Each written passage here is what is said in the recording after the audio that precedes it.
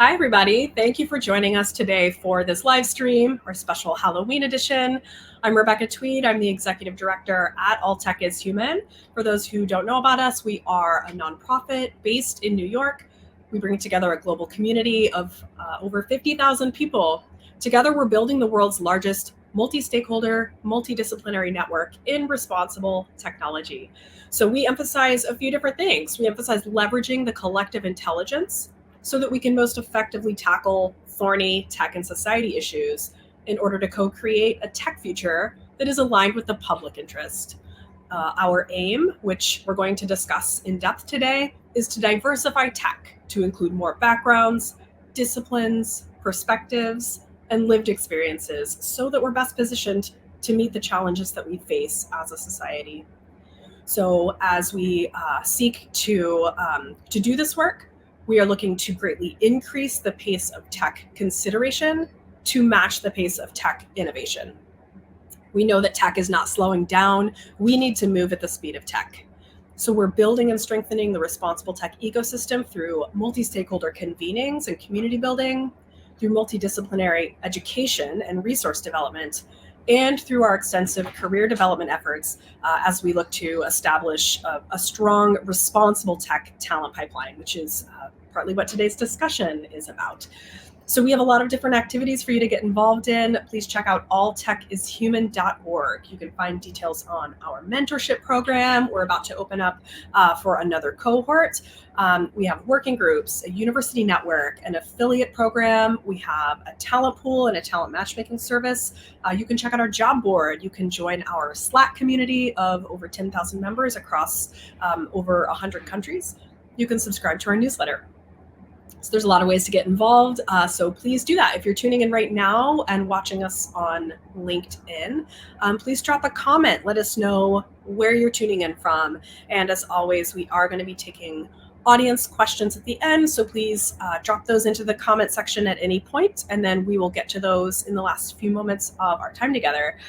So today's discussion is part of our weekly live stream series. We meet every Thursday at 1 p.m. Eastern. And for this one, we're really excited to be discussing diversifying the AI talent pipeline. And that's something that All Tech is Human has been focused on for about 5 years. So I'm so happy to be joined today by Amelia Barabander, the Managing Director of Breakthrough Tech AI, as well as Emily Reid, CEO of AI for All. So welcome to both of you. We'll start with, I'll give a brief background of each, and then we'll jump right into our questions. So Amelia is an empathetic, data-driven leader and relationship builder, currently serving as the managing director of the Breakthrough Tech AI program at Cornell Tech, where she's focused on launching a generation of diverse undergraduate talent into the AI ecosystem. In her previous role as director of employer partnerships at Flatiron School, she developed talent programs and partnerships across SaaS, startup, technology, nonprofit, and corporate ecosystems that supported career transitions for over 5,000 adults. Emily is a dynamic leader in AI education and responsible AI, dedicated to promoting diversity and responsible AI frameworks in the tech industry. As the CEO of AI for All, she is democratizing pathways to AI careers and creating opportunities for historically excluded AI changemakers. Emily's passionate about making AI work for humans and believes that AI should be created by an ethics-informed, representative workforce. With a fresh perspective and a focus on impact and responsible AI, she's leading the charge to cultivate a new generation of AI changemakers who will steer AI in the right direction. So I'm so thrilled to have both of you. It's a great group for this conversation. So first off, I'm going to give each of you an opportunity to tell me a little about yourself and about your work. And Amelia, if you don't mind, I'm going to start with you. So can you give us a little bit of background and tell us about Breakthrough Tech's AI program? Sure. Yeah. Happy to be here. Thank you for the introduction. Happy to expand on it. I'm Amelia Barabander. And really, I've spent my career leading and scaling teams, mainly in high growth organizations that are focused on creating a better, more inclusive society. So as you mentioned, spent nearly a decade building at Flatiron School, one of the first coding boot camps out on the market.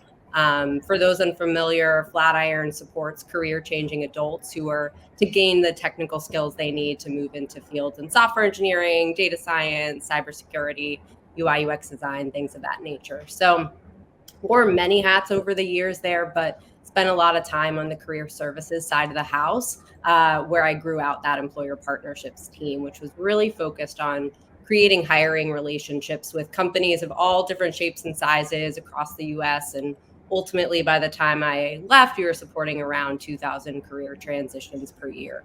So it was really in that time of sort of working intimately with hundreds of career changers that I became really inspired by the ability of truly anyone from any background to pursue that successful transition into tech. I worked with folks who were bus drivers, baristas, artists. Like, it was amazing, just the ability for anyone to make that shift, provided they have, of course, the passion, the dedication. Takes a ton of grit.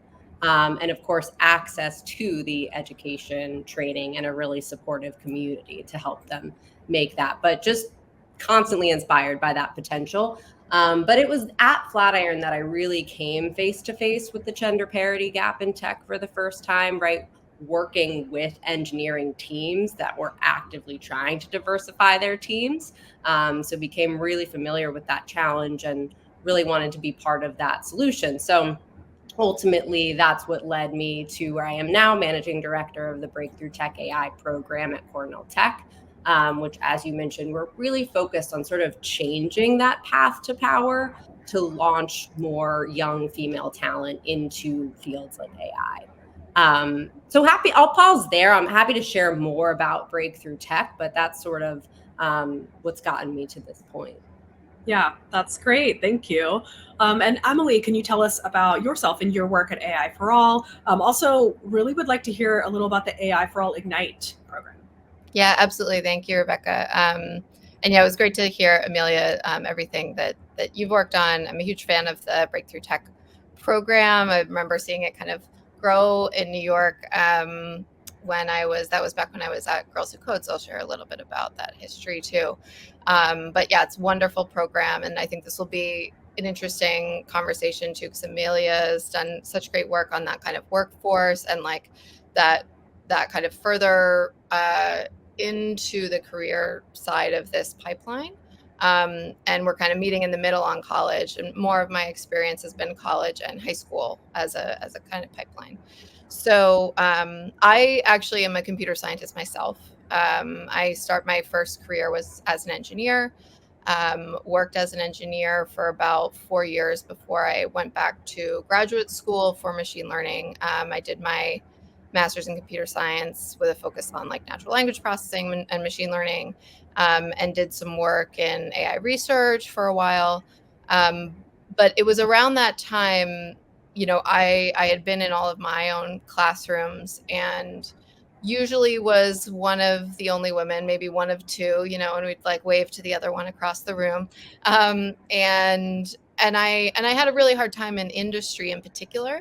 I definitely had experiences in courses myself where I felt really kind of left out, but also had, some negative experiences in industry that really motivated me to figure out like what's going on here. Because even though I would say be one of the only women walking into those rooms, I knew I was also walking into those rooms with a ton of privilege and knowing like, kind of what access to education looks like in the United States, what access to math and computer science education looks like.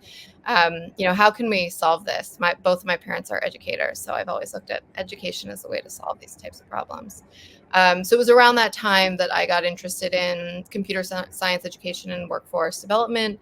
I ended up joining what was then a small organization called Girls Who Code, and was with Girls Who Code kind of through its high scaling period in kind of like mid 2010s.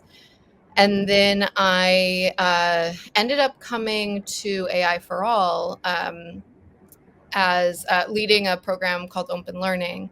And one of the reasons that really brought me into AI for All, obviously I'd had this work experience and education in AI, all of the things that I was worried about in the tech industry, just seeing how homogenous it was, that all of this work was happening without any kind of standard ethical norms. All of those things that I was concerned about were even more true for AI, right? So I was really motivated by AI for All's mission, which is to increase diversity and inclusion in artificial intelligence.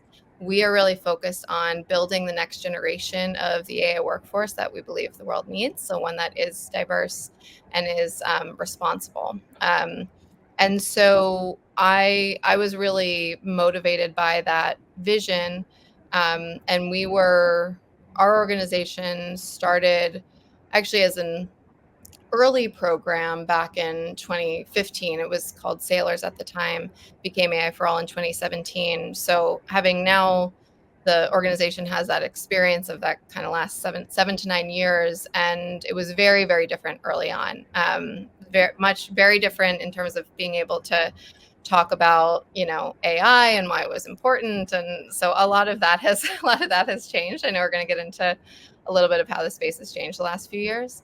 But the foundation of the program has always been focused on responsible AI, human-centered AI, and particularly the technical aspects of human-centered AI. So our flagship program is called AI for All Ignite, and it's a semester-long accelerator for college students to learn about particularly the technical aspects of responsible AI. So things like debiasing a data set, transparency, and explainability. So students learn a lot of the kind of core machine learning algorithms that you need in industry, but with this responsible AI bent in everything that we do. So that is, we really felt that, particularly with how quickly AI has been taking off the last few years, it's so critical for organizations like ours and others who are doing workforce development work to get these students into the workforce now before the industry really becomes so much harder to change. Yeah, so much of that resonated. Thank you both. So, okay, if someone's tuning into this live stream, they probably will already have their own thoughts on this and answer to this question. But from each of you, I'd love to hear from your perspective. And Amelia, I think we'll start with you here. Why do we need a diverse AI workforce? What's the harm in a homogenous pipeline of talent? And then kind of better yet, what do we as a society have to gain from a diversified workforce that's doing the designing, the developing, the deploying of AI systems? Amelia, I'll ask you, and then Emily, the same question. Totally. Yeah, happy to go first. Many reasons, but I think two main reasons come to mind for me. I think the first, we've already started to touch on it a little bit, but the need to reduce the bias in the AI models that's existing today. And then two, I think to overall make better AI products, we need to diversify the AI workforce. So to expand on that first point, I think it's well understood that AI has a bias problem at this point. And that bias is really a result of the fact that we have had a homogenous set of AI developers that have unconsciously imbued their own perceptions of the world into the models that they're building and creating. And that may not be a malicious or purposeful, right?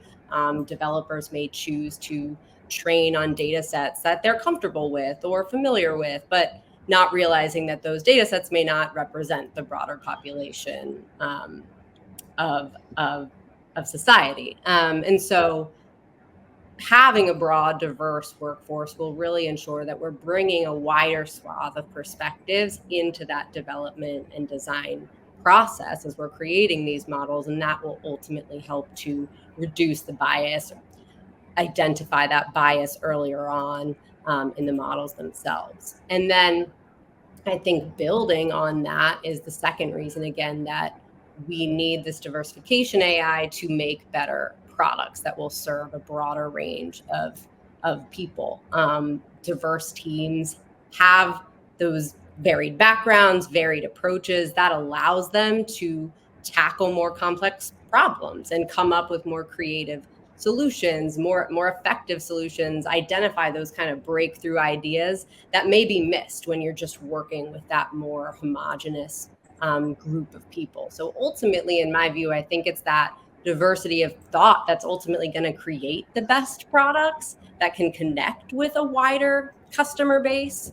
And I think that that's the important piece for me to underscore is it is, yes, about creating more ethical and fair technologies. And of course, that's important on its face.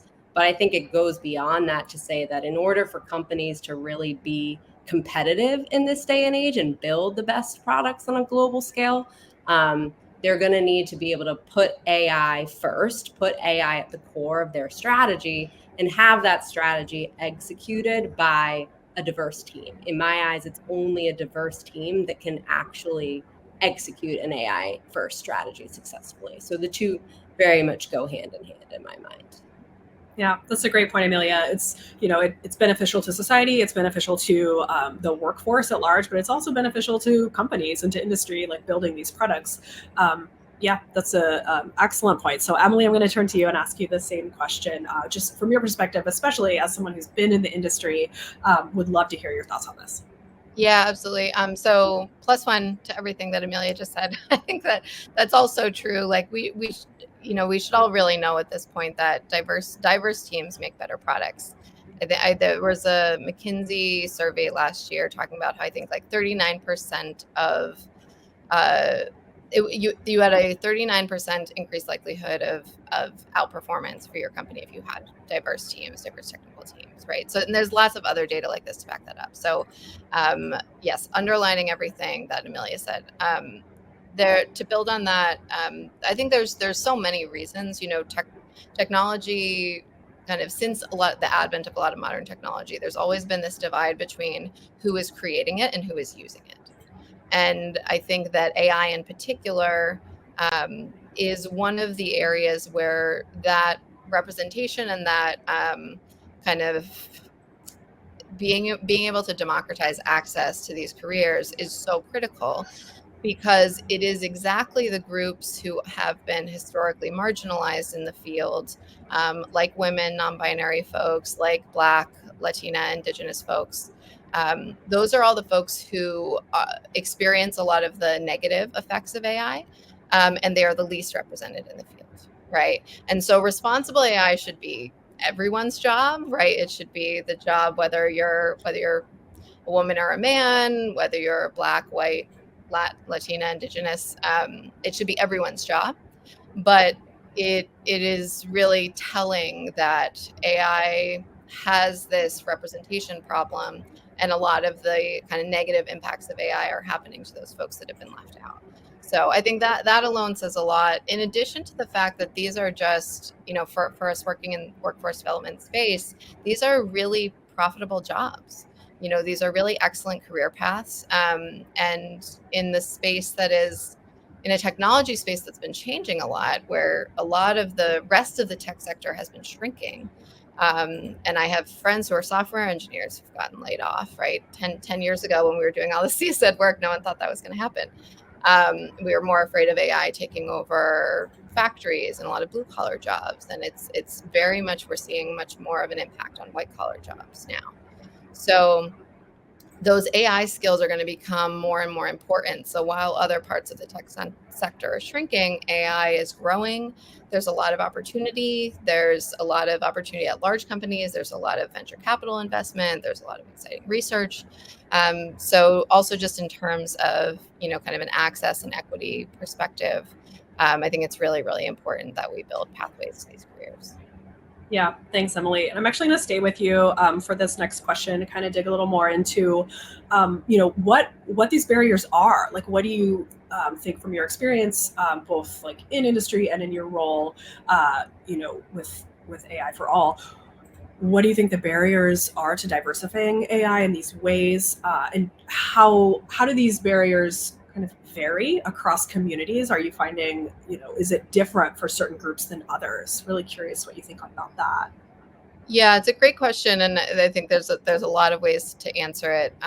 One of the ways that we really focus on is, just kind of a recognition that folks who have identities that have been kind of historically part of the field, and also, this is also aligned with, kind of low versus middle versus high income individuals, or, elite colleges that are kind of considered, top tier for AI traditionally, or might have been where the top PhD programs were pulling from.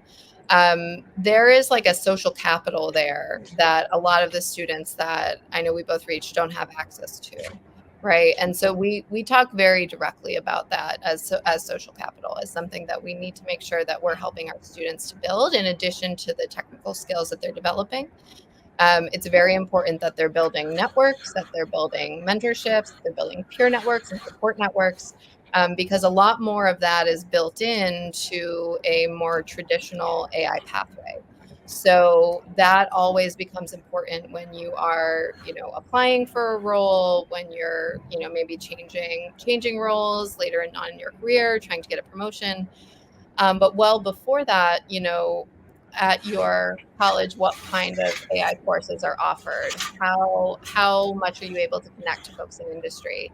And then if we go kind of before that in the pipeline, I believe today that it's still a little bit over 50% of American high schools are offering computer science, just to begin with, right? So if you don't even have that to start with at your school, in some cases, it can be really hard to catch up. And so I think that's why there's a lot of focus on these college programs. But I also think that if we're talking about how do we increase that pipeline over time, it's really, really critical that we're making sure that there's equitable access to great computer science education, great math education in middle school and before. Yeah. Yeah, thank you so much, Emily. Amelia, I'm going to ask you the same question from your perspective. What do you see in your role as the main barriers and how that differs across the communities that you serve?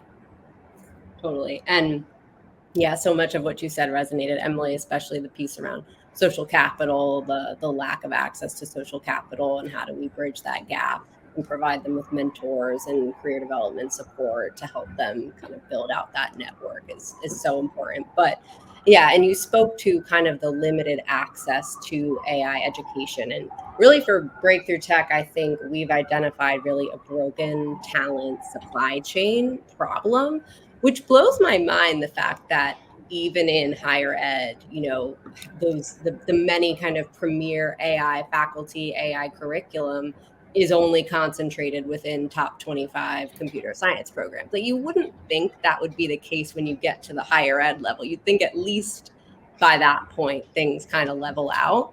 And what's more surprising is that there's actually not necessarily a shortage of women and women of color studying computer science, but they're just not studying at the top 25 program. 90% of them are studying outside of the top 25.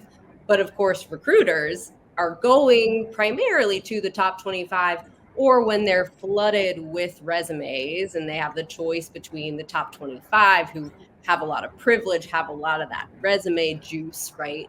Those candidates rise to the top of the talent pipelines. And so it's this broken supply chain issue of they're here, but we don't know how to reach them or connect each other. And so Breakthrough Tech has been really investing in building out what we're calling our instructional hub network. So these are universities with these top 25 programs and these elite resources. And the idea, you use this phrase too, Emily, but we're trying to democratize access to those teachers, those elite resources, to educate these women of color across the US who have this super high potential, but not necessarily the privilege to be in one of those elite institutions for various reasons. So by kind of bringing these high potential students from all tons of different schools that companies could never build relationships with all of the schools that these students are coming from, like, we kind of bring them into one place, up level their skill set, give them some of that resume juice, if you will, so that they can compete with those folks from the top 25, and so that it's easier for those corporate companies to find these students in one place. So we kind of create that bridge. So that's on sort of the access piece. And I mean, the other thing I would say too, that's big, is financial constraints, right? So students coming from underrepresented backgrounds often don't have the privilege to enroll in a summer course and up-level their skills or participate in an extracurricular activity or leadership programs, because they have to work part-time jobs and they have to help support their families and pay the bills. So there's this trade-off for them of where it's like, I would love to do that unpaid leadership program, but like I can't afford to.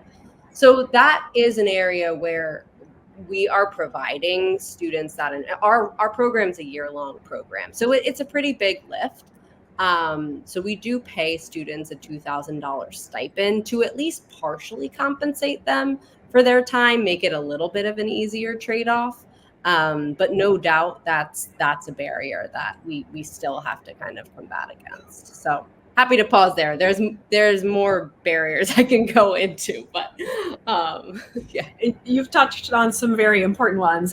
Yeah, and actually now I kind of want to continue the thread that you're on there, Amelia, to talk about your work, bringing it back to the work that both of you do directly. So, how does your work address these challenges and issues and barriers? And Amelia, you've talked a little bit about that, but I'd love to give you the opportunity to go a little deeper about how, the access part of it. It sounds like you're doing a lot around that piece.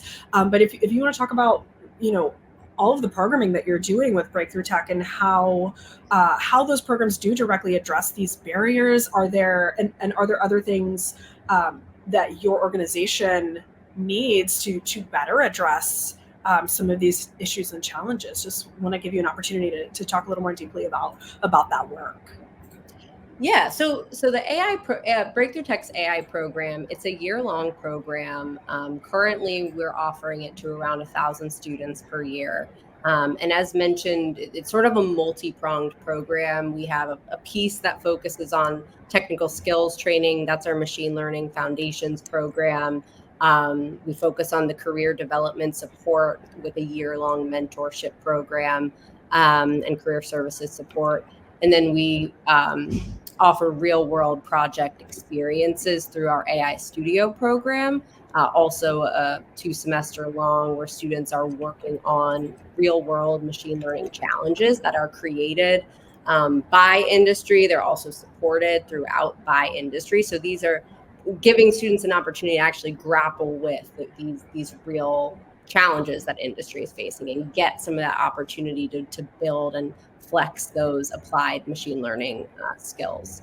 And of course, paired with sort of the Breakthrough Tech community itself, we believe all of those pieces are necessary to propel them into tech roles. So that's really part of our theory of change, is all of those pieces of the puzzle have to be present in order to do that. And then, as I mentioned, the access piece, providing the stipend, actually paying our students to go through, is part of why maybe we're limited in a way to the 1,000 students, but we do feel that actually compensating them for going through the program is hugely necessary. Otherwise, we see too many students have to sort of drop out of the pipeline. So, so that is what the program kind of looks like. Happy to go deeper on any of those components. Yeah, no, that's excellent, Amelia. And like the important, there's so many important pieces there, but one thing that really stood out to me was how bringing in industry partners that can actually be giving these real world experiences to the students, and just how valuable that is for the students to experience that. And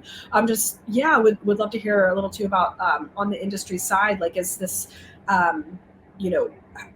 is this something that is really well received? Like, are there companies that do this year after year? Like, would love to hear kind of from your perspective, how does industry perceive this experience that you're providing for them?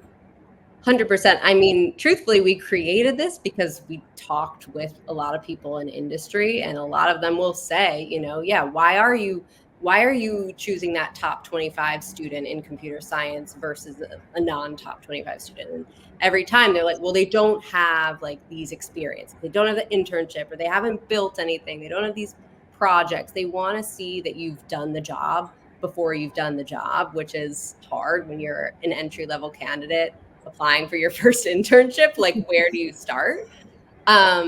but yeah, and I think that the AI Studio program is so valuable in that it's not an internship, but it emulates a lot of what an internship looks like, and getting to work, alongside, these industry partners that are signing up, like they're actually scoping out challenges that they're facing, and kind of like, Great. let me add, these breakthrough tech students are like literally expanding the size of my team, because they're actually building solutions to challenges that these companies are actively facing. And then beyond, kind of allowing students to, build up those technical chops, transfer what they learned in the machine learning foundations program to that real world project, but they're working in teams to do it. So they're sort of building up the project management skills, building up the communication skills, giving and receiving feedback to teammates. A lot of the things that a recruiter wants you to have, they don't want to have to train you on that. They have a million people in their pipeline that can do that. Even career changers, if you talk about competing against career changers, right, who have made the leap, but they have all the soft skills. You don't have to train them on that.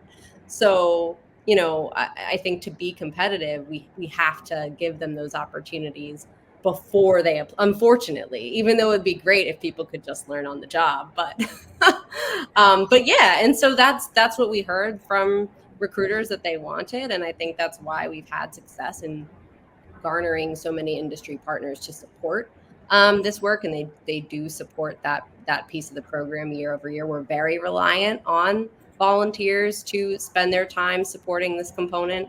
But it does work at the end of the day. We do see about 80% of our students landing full-time employment after going through the program. So it does work, but we do need partners along the way to help us get there. That's incredible. It just sounds like such a great success story of putting all these pieces together to make it really work. So yeah, that's fantastic, Amelia. Emily, going to turn to you now. Would love to hear a little more about AI for All and how your work is directly, addressing some of these issues and challenges and barriers that we were just talking through. Yeah, absolutely. So one of the things that I mentioned that's a critical part of our curriculum and our approach at our organization is a curriculum that's really founded and grounded in the technical aspects of responsible AI. So I would put those in a couple of categories. So things like, how do you debias a data set, understanding transparency and explainability, privacy and security, and human-centered design. Right. So in addition to kind of some of the foundational machine learning algorithms that we know that folks need to know when they're interviewing for an internship, we want to really help them learn it through these technical areas of responsible AI, because there's certainly value in being able to say, if you have a machine learning engineer in a room with an ethicist and like talk about how we're going to make the tech more human-centered.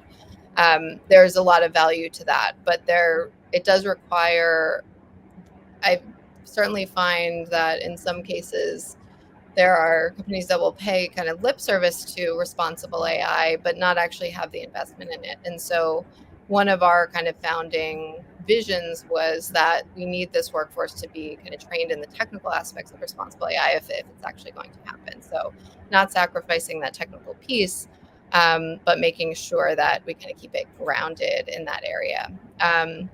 We have, our program is a semester long, so the students go through about 13 weeks of that curriculum, during which they're also meeting with mentors, learning about a lot of our corporate partners. And we also are building out an approach for students who are going to go down more of a research path. So if they're looking for research experiences for undergraduates, RUs, and thinking about applying for a PhD program. We know that AI, there's a lot more jobs now that don't require that advanced degree. Even just 10, 15 years ago, you couldn't work in AI if you didn't have a PhD in computer science, right? So that has changed significantly. But we also our founders, one of our founders is Dr. Fei Li. She's kind of a visionary in the machine learning space, called the Godmother of AI. She's done some really excellent research. One of her co-founders, Dr. Olga Rusakovsky, is actually how I originally got connected to the organization. She's done some incredible work in computer vision. So we want to also open up that like research pathway for students. So those are the types of engagements that students will get from whether it be a corporate volunteer or an academic connection. They'll build those throughout the course of the semester. We also end in we call it our portfolio project. As Amelia mentioned, it's such a critical part of being able to land an internship in AI. Like, you have to have something on your GitHub page. You've got to have a project that you can talk through that you're really excited about. And so our approach is really centered on the students' interest in being able to bring that into their projects, so that it's something that they're really excited about when we're kind of going through mock interview process. That is a really, really critical part. And then we have a follow-on portion, depending on which semester the student was with us, that's kind of doubling down on career development. So thinking about mapping their network, we have a number of events where students are meeting folks in industry, and we're going through things like AI technical interviews and preparing them for that. So depending on when internship recruitment season is, and depending on which semester they've done, they'll work on that follow-on portion. And then we have a kind of continuing, we call it our AI for All Changemakers community, to continue to have them support each other and build out more of these connections and opportunities. That's really fantastic that you're addressing those technical aspects of responsible AI and kind of teaching in that sense, but then also having this like follow on where the students are able to go through an experience where they can build their network and work on like the social capital that you had mentioned earlier. Can you talk a little bit more about what that looks like when they get into the changemakers part of it? Like, what kind of support do they provide for each other, and like what does that what kind of networking, what does that look like on the ground for the students who have participated in that?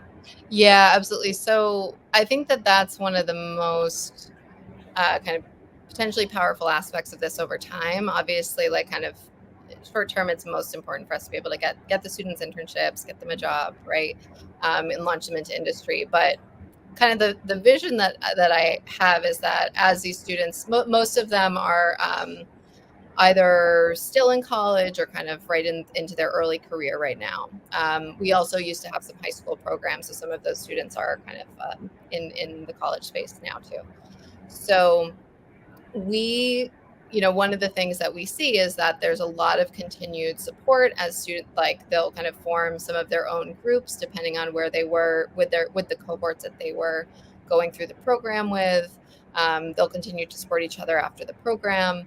One of the things that I'm hoping to see over time is that these students are referring each other for a job. They're hiring each other. I'm starting to push. We've been focused on the kind of corporate and academic space, and I'd love to push a little bit of like an entrepreneurial mode for students. I hope maybe some of them will have a startup together and get funded, right? Like, those are the kinds of things that I would love to be able to see more of. I think we'll see more of that kind of directly as we're getting more of them into the workforce. But there's a lot of that continued support, run through interviews with each other, and there's a real serious bonding experience. I'm sure that Amelia sees this in their program too. Like, when you know that you've kind of been left out of a field and you get to be able to have this really challenging, I think the computer science education term is like hard fun, right?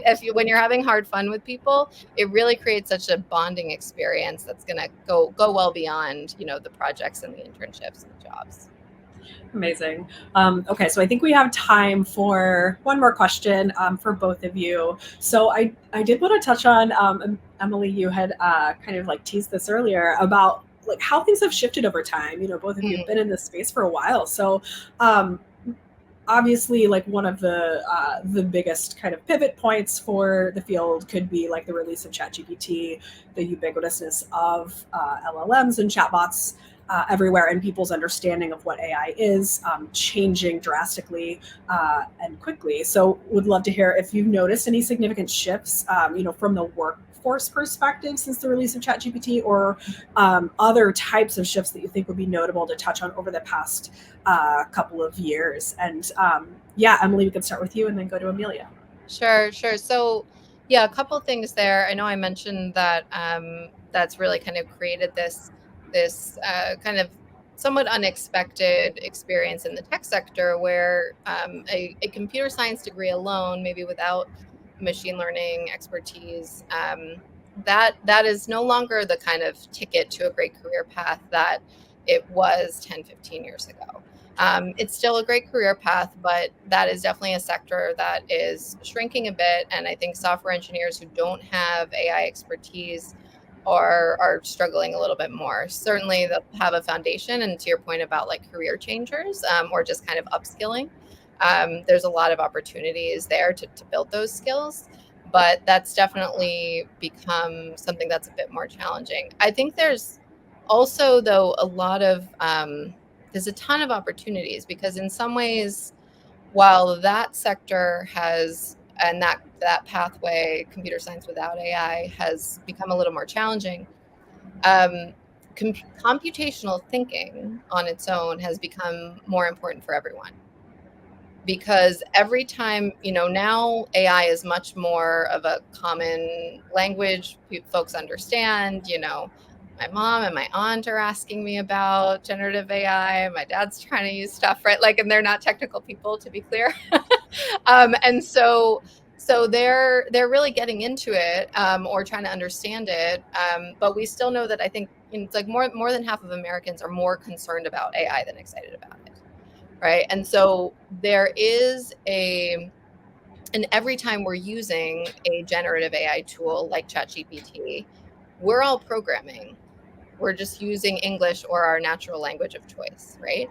And so I think computational thinking is going to be more and more important for everyone to understand because you're going to be using these tools more in your daily life and you're going to be doing like natural language programming. And so I think that creates an opportunity for that pipeline that we talked about. That creates more opportunity for a like kind of broader access to computer science if we really continue to push that, broader access to computational thinking, which can then really create more folks who we want to recruit into programs at the college level, right? So I think there's a ton of opportunity, and one of the things that we see with our students that gives me a lot of hope is that you do see out in this space right now often two different ways of talking about AI. There's this real kind of like dystopian, we got to shut it down. This is all too risky. We need to, all of the problems with AI that there are real, but it's really this kind of dystopian perspective. And then there's also this utopian perspective that, AGI is going to solve all of our problems, right? Which like I also don't believe. But there is this middle ground that I find more and more of our students have, where they are aware of and concerned about, rightfully, the risks in AI, bias issues, things like that we've talked about. But they are also seeing a ton of opportunity and seeing new problems that can be solved by AI. So it gives me, I think there's certainly pieces to be concerned about and a lot of things that are shifting as AI has become so much more popular. But I also think there's a lot of opportunity, especially when we support these young people in their perspective, because they're going to do a lot better job than we have.